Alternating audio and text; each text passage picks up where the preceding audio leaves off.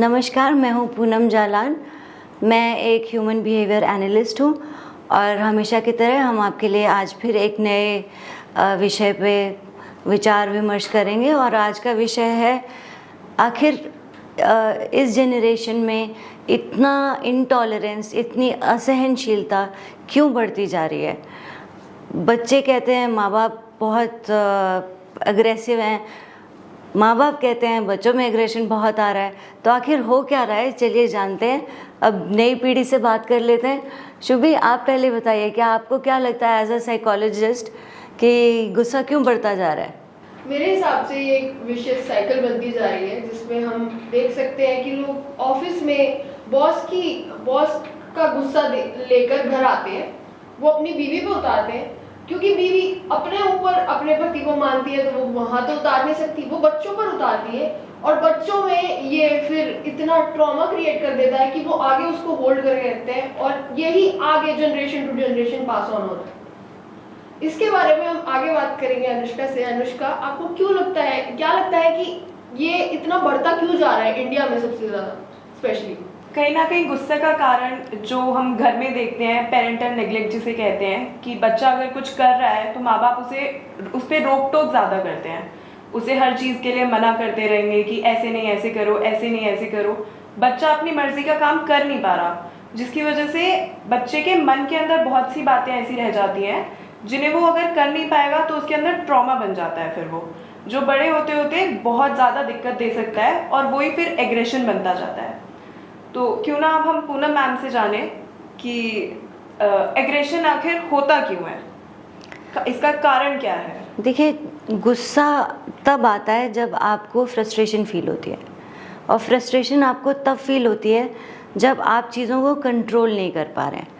और कंट्रोल करने की ज़रूरत तब पड़ती है जब आपको लगता है आप कंट्रोल नहीं कर पा रहे हैं, और आप कंट्रोल चाहते हैं इसलिए आप नहीं कर पा रहे हैं, इसलिए गुस्सा आता है। और उसकी जड़ में जो सबसे अहम कारण है वो ये है कि आप ये समझते हैं कि मैं इस लायक नहीं हूँ कि मैं चीज़ों को कंट्रोल कर पाऊँ।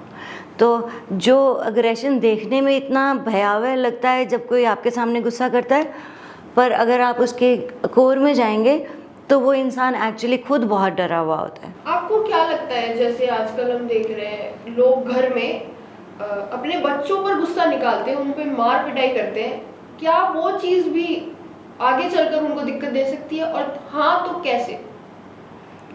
देखिए, ये तो कोई दो राय ही नहीं है कि अगर किसी के ऊपर भी आप अपनी एग्रेशन का प्रयोग करेंगे, किसी को मारेंगे, पीटेंगे, गाली देंगे।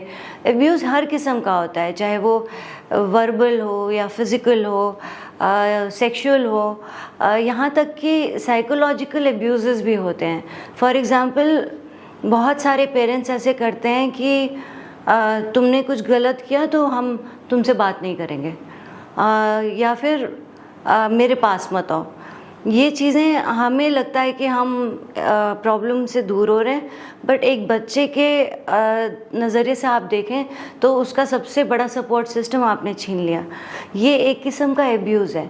इनको पहचानने की ज़रूरत है कि किसको आप एब्यूज़ मानेंगे और किसको नहीं। हमारे इंडियन पेरेंटिंग स्टाइल में बहुत चीज़ें हम ऐसी करते हैं जो एक्चुअली टेक्निकली एब्यूज़ कहला सकती हैं, सिर्फ मारना और डांटना नहीं।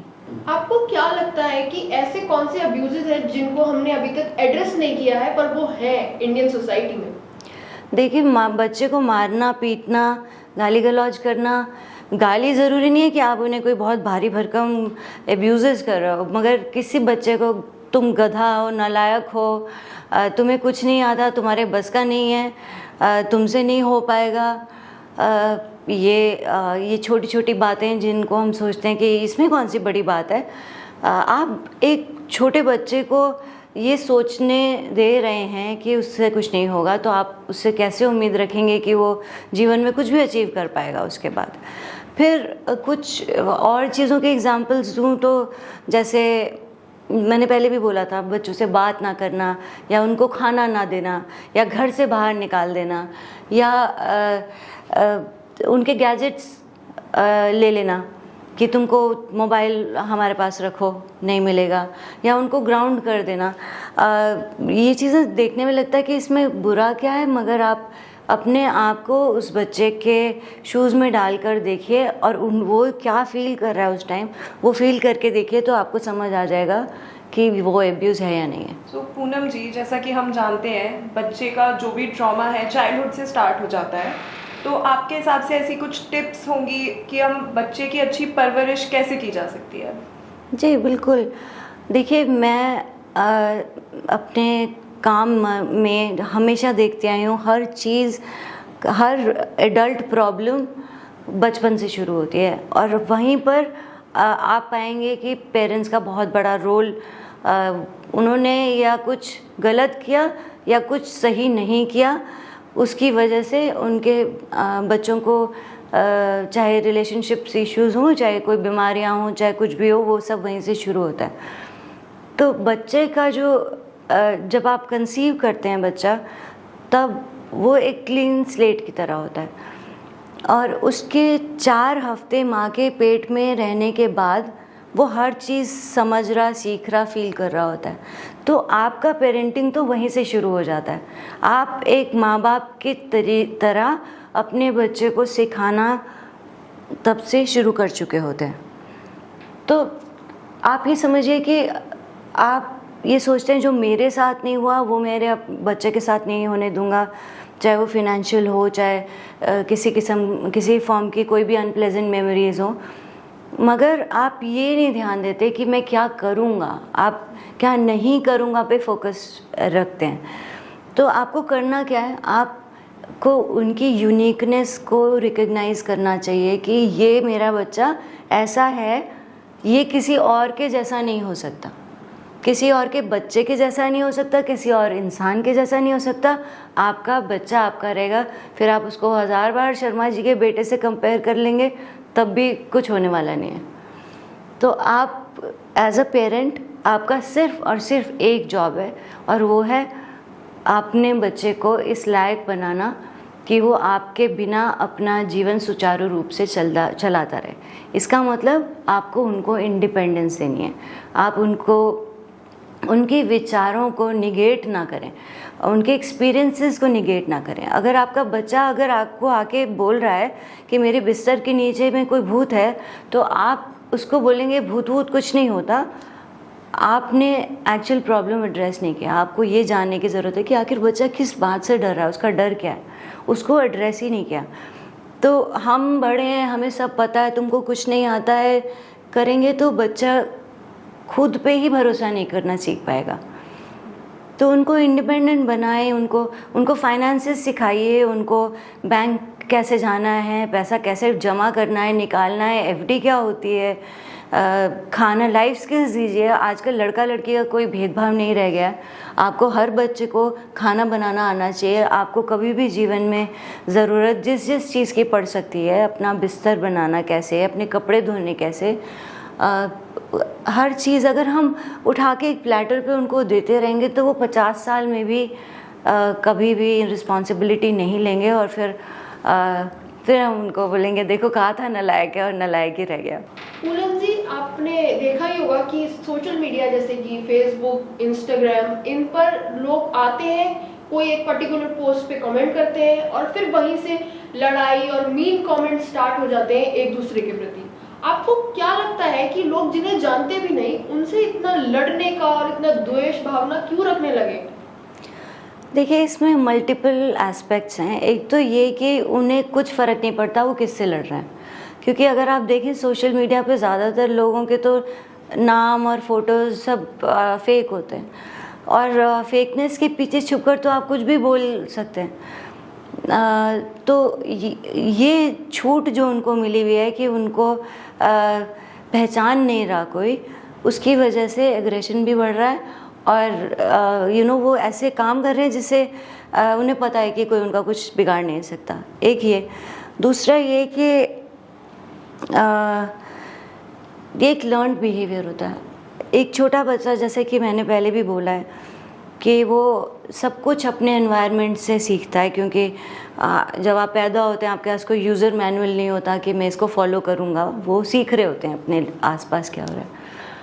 तो बच्चा जो जो देखेगा वही वही सीखेगा, वही वही करेगा, वो उसका एक कोपिंग मैकेनिज़्म है, उसको और कुछ आता ही नहीं बेसिकली। तो मतलब अगर एक बहुत ही हॉस्टाइल एनवायरनमेंट में भी कोई बच्चा है तो उसके लिए वो नॉर्मल है, क्योंकि उसके पास कुछ कंपेयर करने के लिए है ही नहीं।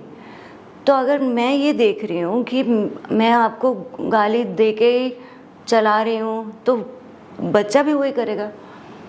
तो ये अग्रेशन जो बढ़ते जा रहा है वो इसलिए क्योंकि टॉलरेंस लेवल्स कम होते जा रहे हैं, क्योंकि इंस्टेंट ग्रेटिफिकेशन की आदत पड़ चुकी है। हमें ये चाहिए, अभी ला के दो। फास्ट फूड जैसे फास्ट है वैसे ही आजकल हर कुछ फास्ट हो गया है, क्योंकि हमको अब हमारे अंदर संयम नहीं रह गया है कि हम वेट करें किसी चीज़ का। कुछ लोग इस बढ़ते हुए एग्रेशन के चलते लोग सोचते हैं कि हम अपने बच्चों को सोशल मीडिया पर जाने ही ना दें। क्या आपको लगता है ये सोच ठीक है? क्या इससे वो बच सकते हैं? देखिए, आप रोक कर किसी चीज़ से किसी को नहीं बचा सकते। आप रोक कर केवल एक एक्सपीरियंस को रोक रहे हैं। आपका काम as a parent, as a teacher है बच्चे को प्रॉपर एजुकेशन देना कि क्या सही है और क्या गलत। चुनना उनका काम है और आप उनको सिखा सकते हैं, आप उनसे करवा नहीं सकते और आप डेफिनेटली उनकी डेस्टिनी नहीं बदल सकते। तो आप वो कंट्रोल करेंगे तो खुद ही आपको नुकसान होगा, दुख होगा। मेरे हिसाब से बच्चों को सब एक्सपीरियंस मिलना चाहिए, वरना आपने प्रोटेक्ट कर करके उनको जिस दिन वो उनको अपनी लाइफ खुद जीनी पड़ती है उनको समझ ही नहीं आता करे क्या, क्योंकि उन्होंने कभी किया ही नहीं। और जैसा कि मैं पहले भी बोल चुकी हूँ कि आपका इकलौता एम एज अ पेरेंट होना चाहिए कि आपके बिना आपका बच्चा कैसा जिएगा। तो आप लोग सोचते होंगे कि हम तीनों एक ही फील्ड में, हम एक साथ क्यों मेंटल हेल्थ इश्यूज़ को लेकर आपके लिए आए हैं, क्योंकि शुभी और अनुष्का और मेरी एज के बीच में कम से कम नहीं तो 3 जनरेशन्स का गैप है। हर एक 10 साल में एक जनरेशन बदलती है। उनकी इन्फॉर्मेशन, उनका दायरा, उनके एनवायरनमेंट में सब कुछ बदल चुका होता है 10 सालों में।